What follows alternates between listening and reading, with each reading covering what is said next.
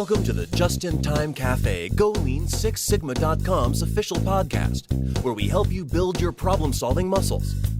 We share best practices from over 20 years of success, helping organizations from the Fortune 500 to small and medium-sized business to government achieve their goals using Lean Six Sigma.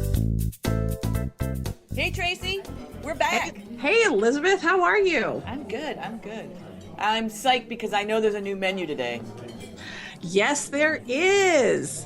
So how about we talk about what that is going to look like, our little menu? Let's go to the private dining room, which we love. And I already made 2 coffees for us, so I'm going to bring those. Can you grab the menu? You are so efficient. I already have 2 menus. I'm not efficient, I'm kind.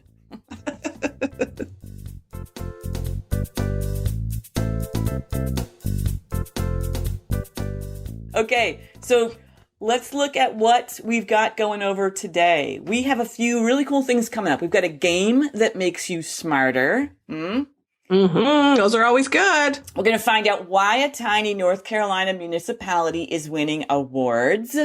Cool. Yes, that's a good one. We're going to cover a foundational lean book that gives us the secrets to rapid improvement events, otherwise known as Kaizens. Cool. Very nice. Everybody needs those. I know. I love them. And then today's Q&A leads us to say that rules are meant to be broken. What do you think of that? I think we should all enforce that. Yes. Enforce breaking rules. Yeah. And lastly, today's special is an interview with a quality hero who is so humble, he'll probably make us erase the word hero. I know. He probably will. He does not want to be considered a hero. He's just here to just have fun. You're so right. You're so right.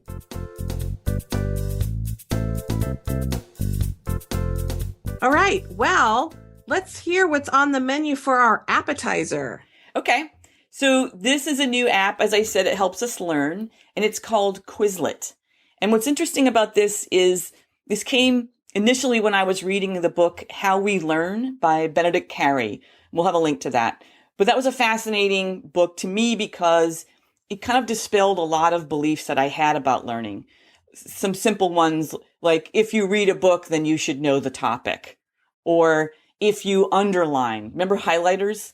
Highlighters in school. If you highlight your text, that helps you learn it. And all of these were dispelled. He did a lot of tests. He drew on other people's tests. And he found that what really works is testing yourself.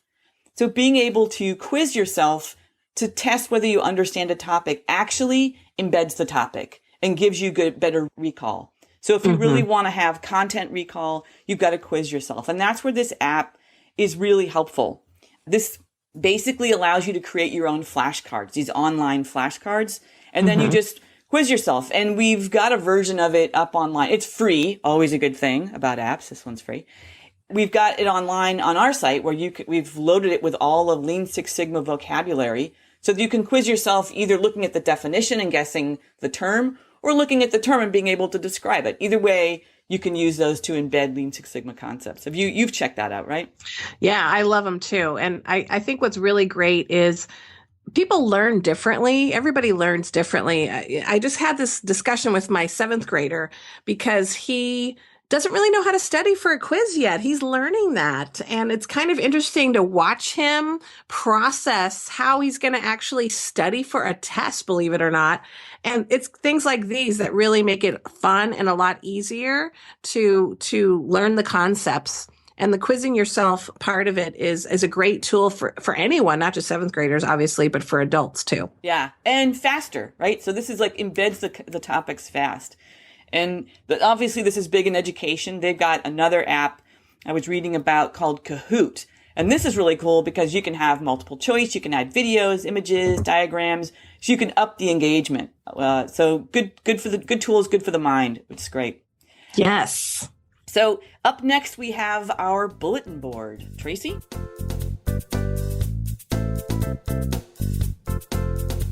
Yes. So in the news, we have some really exciting stuff. We were both, it's funny, we were both reading about this and we both said, oh, we should really talk about that as part of our podcast. And it's about a little municipality, Pinehurst, North Carolina. And what's really exciting about this municipality is that they've actually received the second highest honor for overall performance with the National Malcolm Baldrige Quality Award. And so for those of you that are not familiar with that, it's basically a program that recognizes organizations in business and healthcare, education, or nonprofit and government for performance excellence. And it was created actually in 1987 by the Commerce Secretary, Malcolm Baldrige. And it's a highly coveted award in terms of quality. And it's not easy to get this award. It's actually pretty difficult. And so this municipality, Pinehurst, actually has received what they call level 3. It's pretty extraordinary, and it's very rare as well for a municipality of this size to get such an award. So it's pretty exciting that they're doing. My favorite topic is, continuous improvement in government, because I think, there's a lot of Americans, let's say, who feel like there's a lot of, let's just say it's a target-rich environment for process improvement. So I think it's great that they're actually making strides to do continuous improvement, and obviously something that's measurable. It's not necessarily, Malcolm Baldrige Quality Award is something that it's not just like, oh yeah, sounds good to me. They have pretty measurable objectives that they're looking for. And so it's really exciting to see that they're doing some of this work. I'm with you. And I think we recently talked about the city of Louisville is doing this, not this particular award, but they're applying process improvement to the whole city. So it is amazing that a little tiny, municipality of 15,000 people is doing it and winning awards. But also it gives me hope. I mean, back to, I know it's your favorite topic, applying to government, but this affects all of us. And the more of this that happens, the better for us as human beings. And I think about in my little town, some of our frustrations. I talked to a neighbor who said they got a call from the Conservation Commission basically saying they're going to fine her because she had cut a lot of brush, close to the water without getting permission. And she said, actually, that was done by mosquito control and their office is next door to you. So, they're not talking. There's no hand in glove there. And another recent example, a young couple starting up a new restaurant and, waiting weeks for an appointment they had to get their last certificate approved. And, nobody showed up. She ran down to City Hall. She ran from room to room to make sure that they could launch as planned. So because she, made the diving catch and played the hero, she got through. But that shouldn't happen. That shouldn't happen in a town. So I am inspired by this, Tracy. The more I see of, my town's only twice the size of Pinehurst. If they can do it, we can do it, right? Absolutely. And I think the only thing that I thought, well, maybe they can improve that is the application is 50 pages long. So I'm hoping that maybe they improve that as part of the process so that others maybe would. I think there's a lot of things going on. I just think that sometimes people don't want to take the time to actually apply. Yeah. So hopefully that could be a possible process improvement as well. I agree with you. And I was one of the things that was interesting because looking for, specifically what it meant, because as you say, this is level 3. They've just put the infrastructure in Pinehurst. They haven't, completed. They're going for the next level award, which is going to be tougher. But they've already discovered things because they're using objective data to make decisions. So one thing was they had an assumption that they were a retirement community. That's just who they were. So they operated and made decisions based on that. But the data showed a total influx of young professionals and their families. And that's going to change the kinds of things they offer and what they do. So they're already sort of changing their mission, changing their direction, which is really cool to see. That really is. It's exciting to hear about that kind of progress in government. In government. Yes. So we share and publish fresh weekly information and news in our blog section on our website at golean6sigma.com. So just go ahead and check it out. Yeah, these are good articles. I love going over these. So up next, we've got Tools of the Trade. Tracy's going to start us off with the new book, or with actually an established and great book, the Kaizen Event Planner.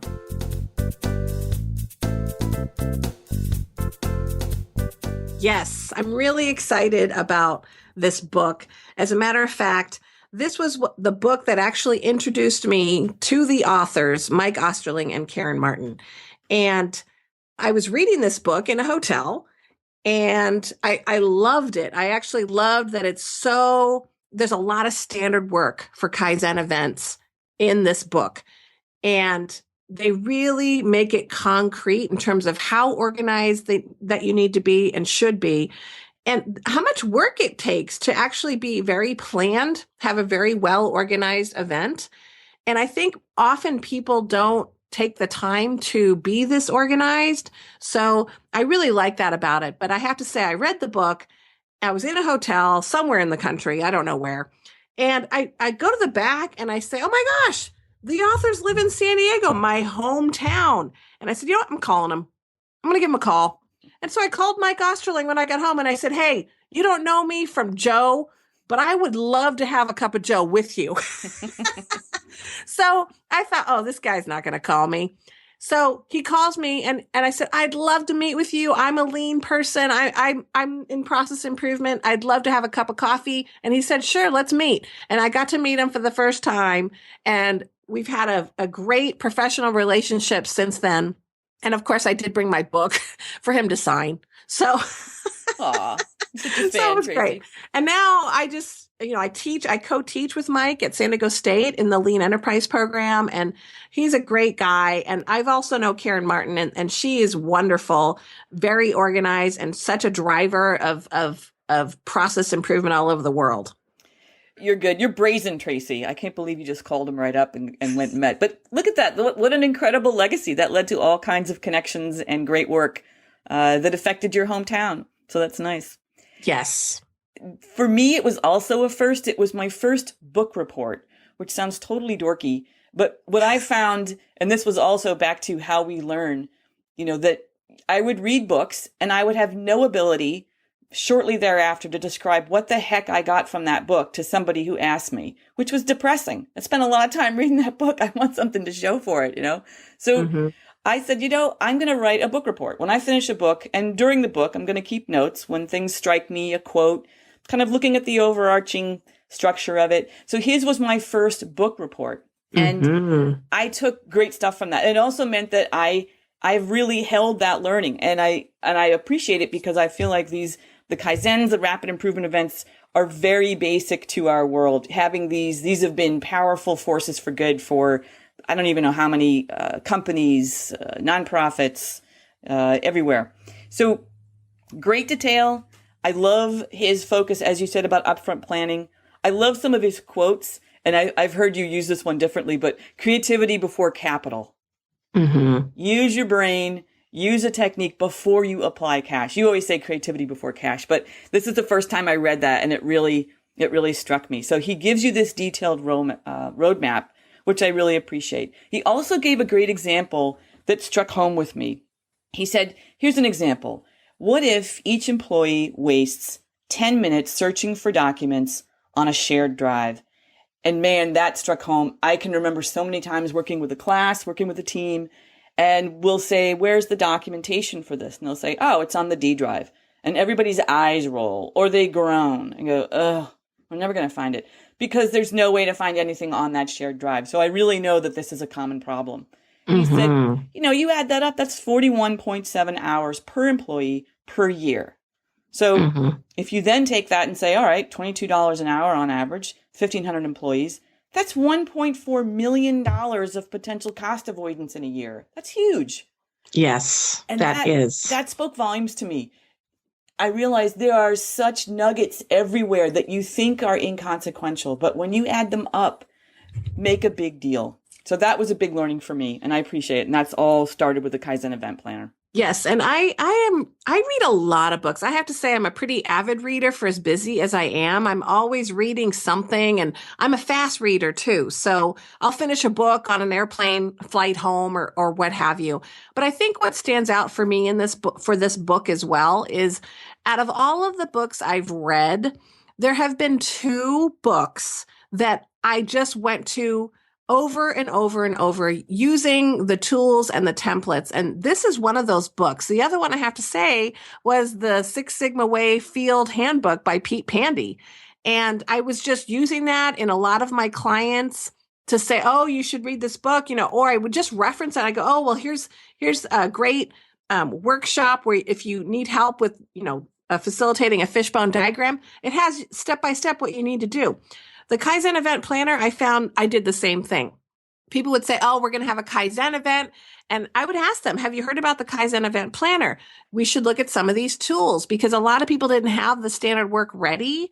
And I just found that it was one of those books that I was constantly leveraging with my clients to use the templates and to be more organized about Kaizen events. And so I have to say only 2 books out of literally hundreds of books that I've read. Yeah, that speaks volumes right there. Volumes being another name for a book.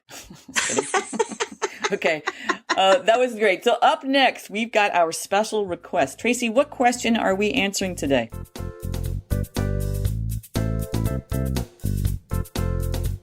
So today we had a question on our website, and I'm going to go ahead and read it because it is a little long, but it is, I think, related to some of the topics we were talking about with government. So this inquiry says, I'm working for a large nonprofit agency in Philadelphia serving the elderly. We are highly influenced and or obligated to follow state and federal regulations that we cannot change, control, or even influence. So how does one restructure an agency to incorporate the lean portion of Lean Six Sigma while adhering to current regulations, which can at times be counterproductive to eliminate waste and other initiatives? So it's kind of a long question, but I think the reason why I picked this is because I do get this a lot because I've been spending a lot of time in government and people feel a little immobilized at times to say, we are highly regulated. We can't apply process improvement. But I have found that in a lot of instances, there can be a lot of application because people have been saying that for years. We can't improve it. We can't improve it. We're tied. Our hands are tied.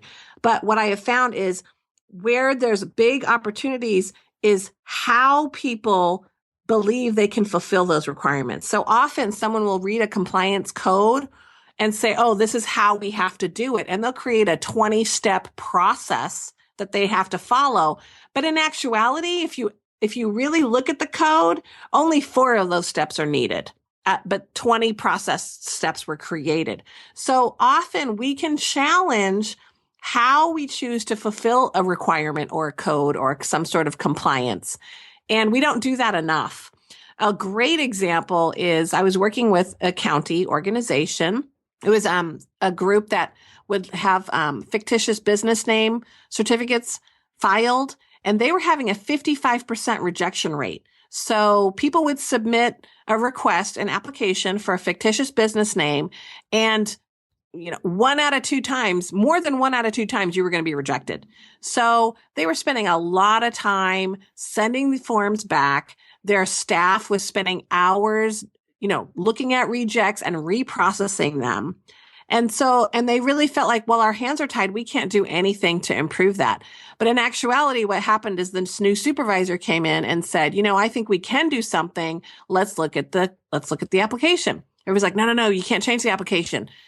Well, guess what? There were some pieces of the application that they were able to change. So they changed those pieces that they could control. And they actually implemented a new form and their reject rate went down to under 5%. Wow. So that's a great example of, make sure you fulfill the code and the compliance or the requirement, but how do you also make it efficient and effective?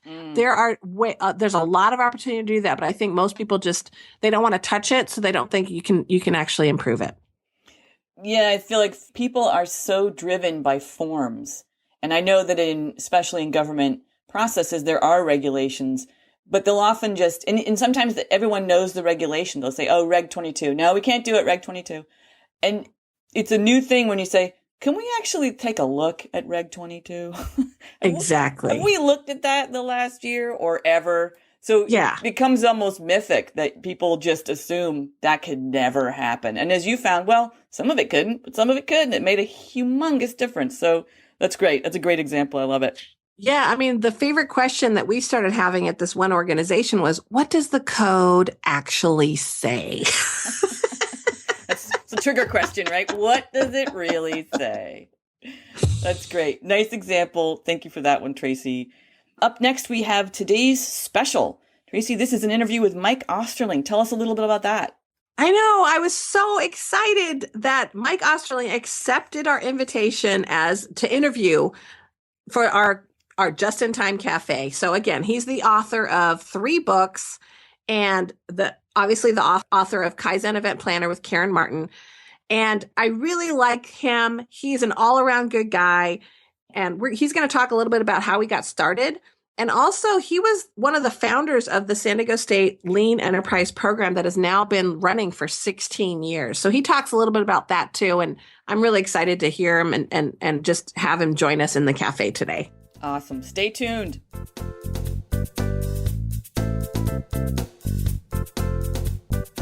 Hi, everybody, and welcome to the Just-in-Time Cafe. I'm Tracy, and I am here with one of my most favorite people today, Mike Osterling. You want to say hi? Hi. Good morning, good afternoon, good evening, wherever you may be. Tracy, it's great to be here. Thanks for the opportunity to share and talk. Yes, good. So let me tell you a little bit how I met Mike. So I actually read one of his books. It was called The Kaizen Event Planner. I was on a business trip, and I was reading this book, and I discovered that Mike Osterling lived in San Diego, my hometown. So I read the book. And when I got home, I called him on the phone and asked him if he wanted to meet for a cup of coffee. And that's how we got started in working together and getting to know Mike. So, Mike, that's just one of your books that you've written.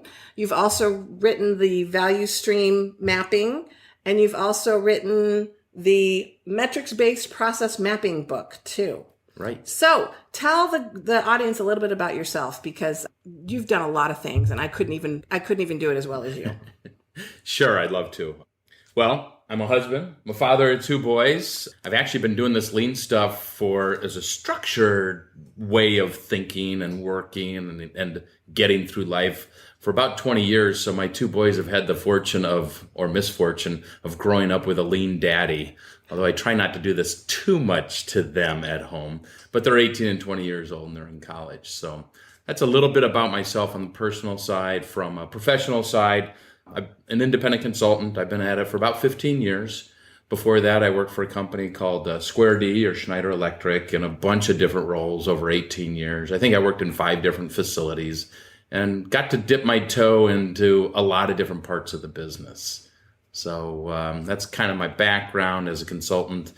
Been helping companies on their process improvement, operational excellence, lean journey, whatever label we want to put on it, but just helping organizations get better. And I've been lucky enough to play around in a whole bunch of different environments. Yes. So what do you do for fun, Mike? What do I do for fun? I mountain bike. I enjoy racquetball. I love music. I love spending time with my family. Actually, on the music front, just a couple weeks ago, I pulled out my turntable, I pulled out all my old vinyl, and I got everything all hooked up. So I've actually been enjoying listening to blowing the dust off some old vinyl and listening to music from my pre-CD and pre-MP3 days. Wow, that's impressive. How many albums do you have? I think somewhere around 300 or 400. So, and I don't have them all on digital. So it's actually been kind of fun just spending time with friends and reminiscing. Cool. Yeah. And are your kids into it too? My kids have always been into music. They're not musicians. I'm not a musician, but they've always been into music, and it seems like it goes through waves when they like dad's music and when they like their stuff. But as long as they enjoy music, that's what's good for me. And they like listening to the old stuff too. So that's good. Cool. Yeah. So they know when you say you sound like a broken record, they really actually know. They know what that means. Yes, they know that on both fronts. What a broken record is, Dad, and what scratches and pops sound like as well. All right. So you said you got started in process improvement at Square D. Right. Right. So tell us a little bit about how that happened. It's actually pretty interesting. I'm going to say I actually got into this lean stuff long before that. My dad's a civil engineer. I'm one of 8 kids, and I feel like I grew up in an environment of cheaper by the 2/3 of a dozen, because there were so many things growing up that my dad did. Believe it or not, he had shadow boards. believe it or not, we had visual management in the house, whether it was tasks or where we were or what our responsibilities were. And so this stuff was kind of latent in me. Of course, as soon as I moved out of my parents' house, I left all that stuff behind until I got into a professional work type environment. And I got my undergrad degree in production operations management. I got my master's degree in international management. And one of my professors, Dr. Chen at San Diego State University, was really into this Japanese production techniques. And this is in the early 80s. And I was working at Square D when I was getting my master's degree.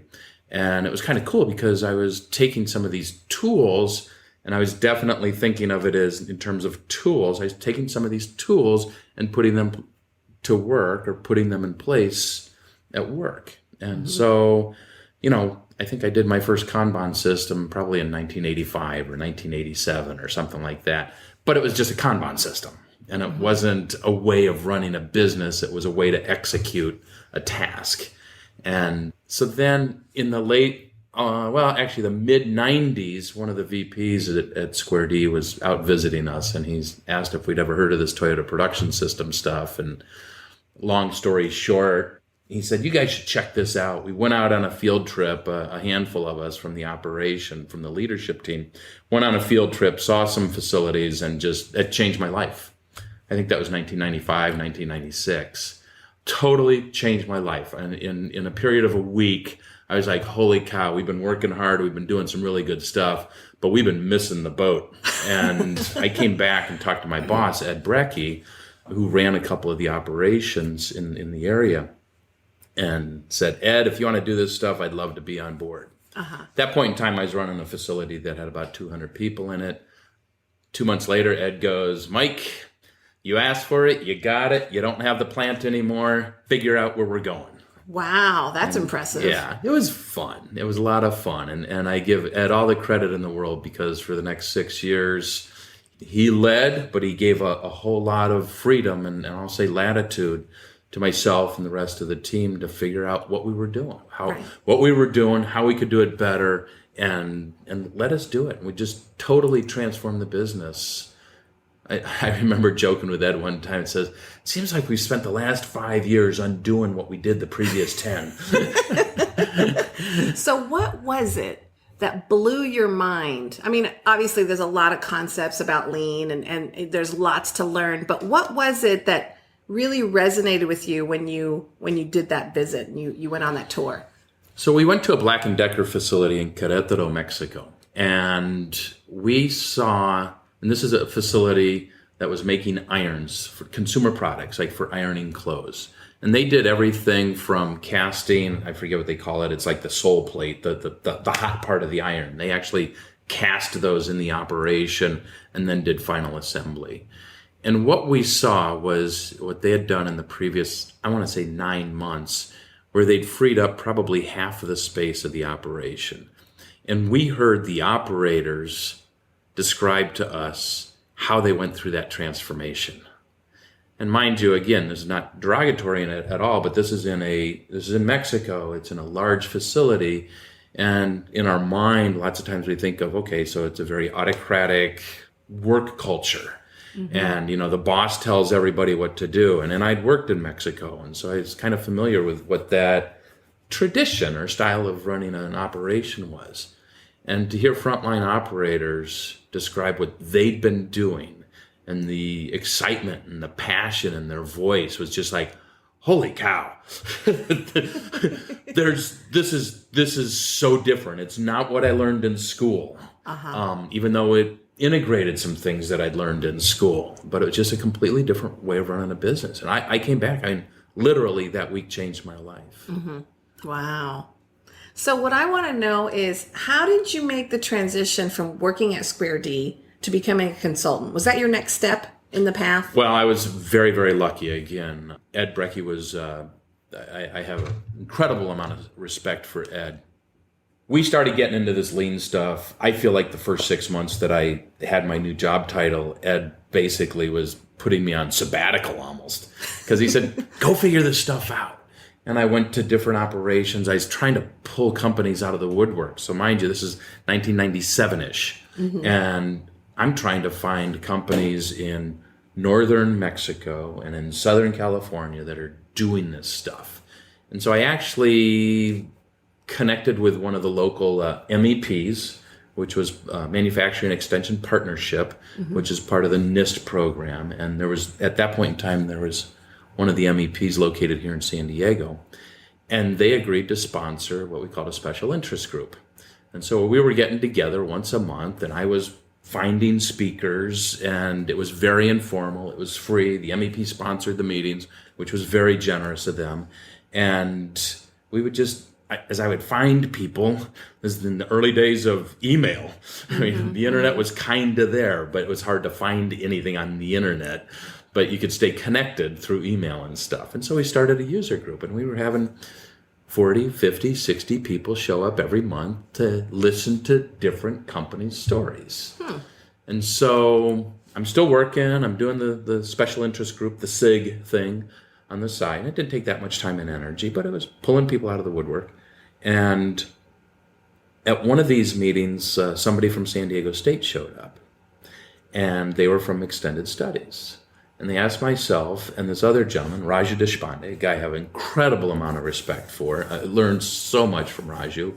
They asked us if we would put together a certificate program for Lean at the Extended Studies at San Diego State. So that was 1999 at this point in time, or 1998 at that point in time. And so Raju and I put that together. I asked Dad if I could teach and take time off and teach. And he said, that's fine. You can do that, because it was a daytime program. And I started getting exposed to different companies, and companies were asking me for help because I had some experience. And so Ed let me go part-time, and I was 3/4 time at Square D and 1/4 time on the side. I was helping other companies. So long story short, another very long story, but I gradually kind of eased out of working at Square D and going into consulting. So I don't think most people have that luxury, but I was very fortunate, worked for a great guy. Ed had the mindset, boy, if you're doing that stuff and helping other companies, there's so much you're going to learn. You think you're teaching, you're learning. Right. Just bring it back.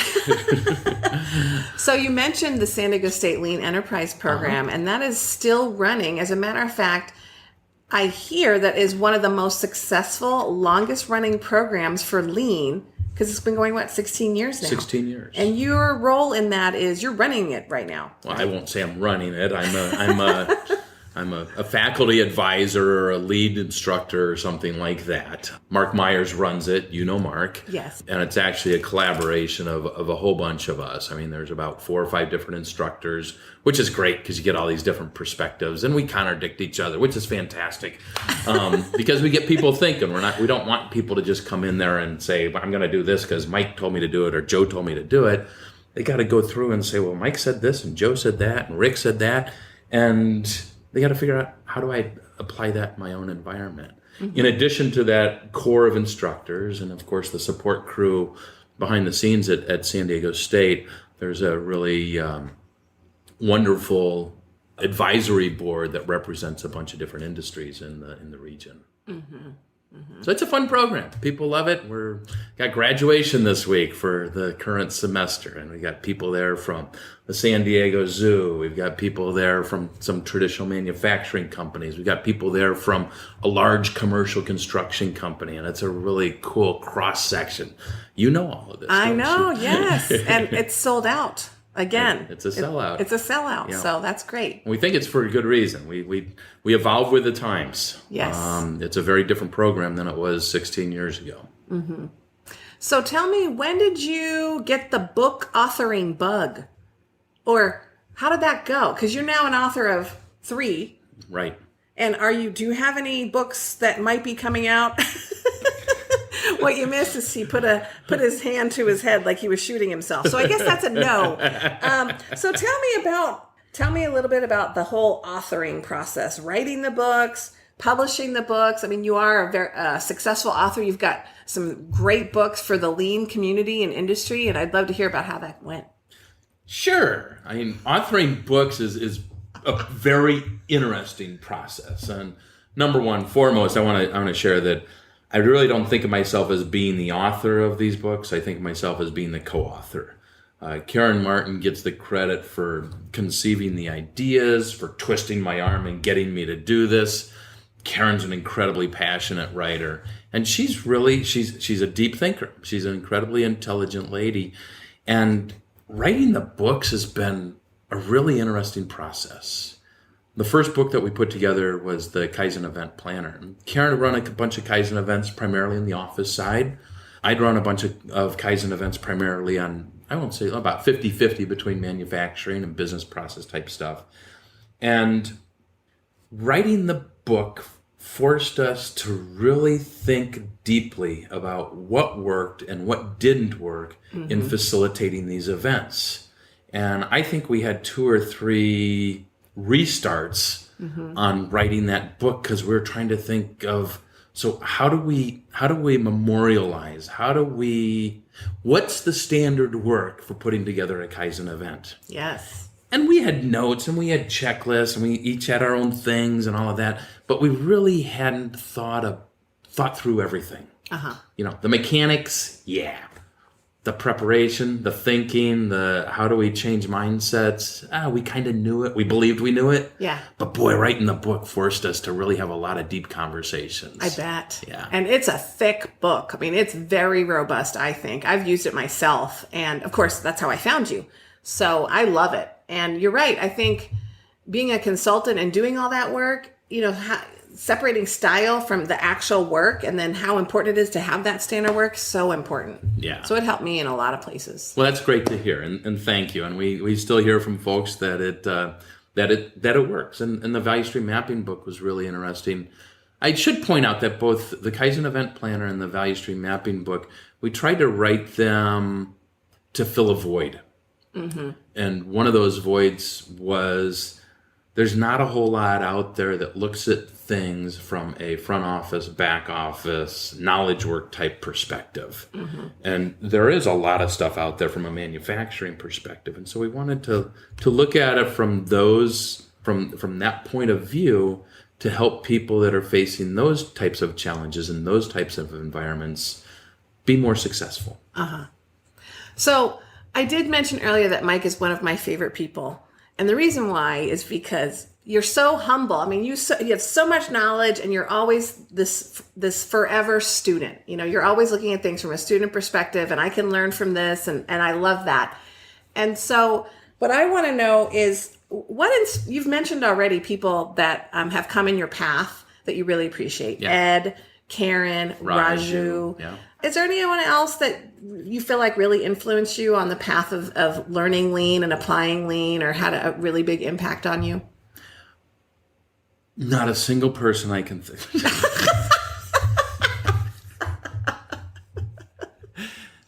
Of course, there's countless people that we get influenced by.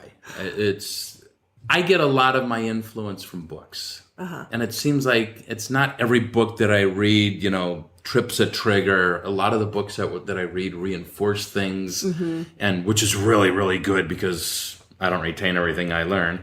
So it's good to have those things reinforced or put in a different perspective and it adds to, what we know, and it adds to what we can share with our clients.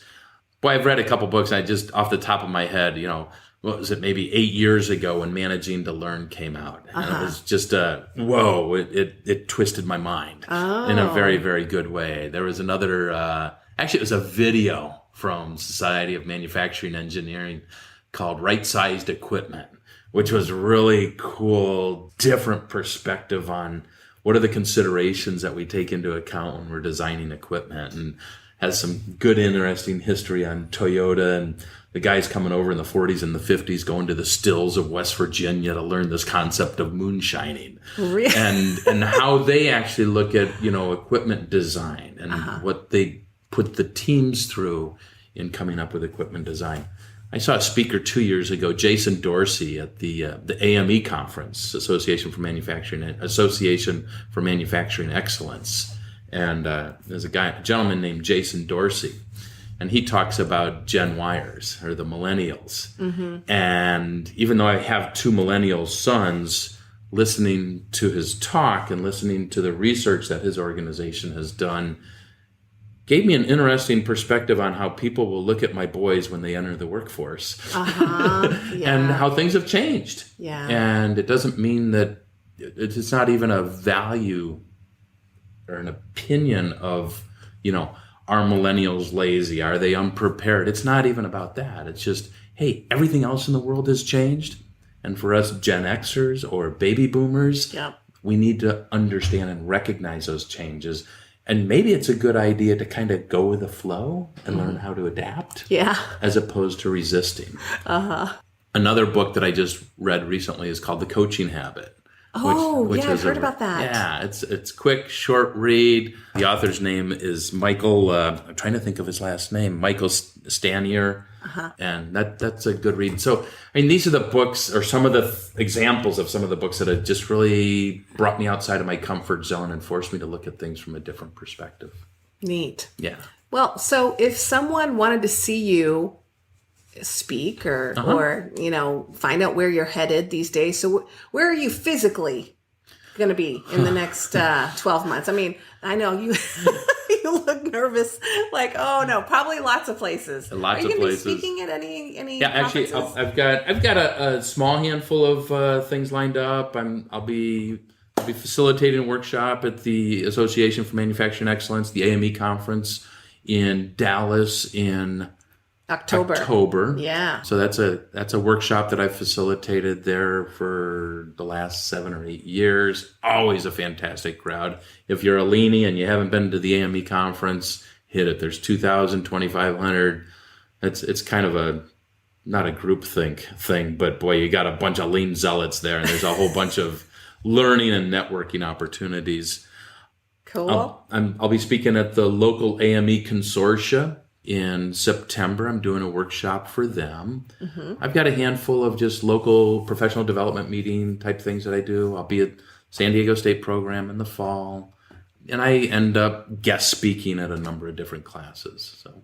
And what's your website if people want to learn more about you, Mike? They can reach me at www.mosterling.com. So that's www.mosterling.com. So thanks for joining us today, Mike. I could spend all day talking to you, but we only have a certain amount of time with our listeners. So I really appreciate you coming and talking with us at the Just in Time Cafe. And I also want to thank our audience for joining us today at the cafe, and we'll see you next time. Thank you, Tracy, and thanks for what you're doing with it to help the community. It's a great resource, and it's cool to see people take time and energy to do this. Thank you. You're welcome. Well, I'm sure we've got some anxious listeners too. Take care. Bye. Adios.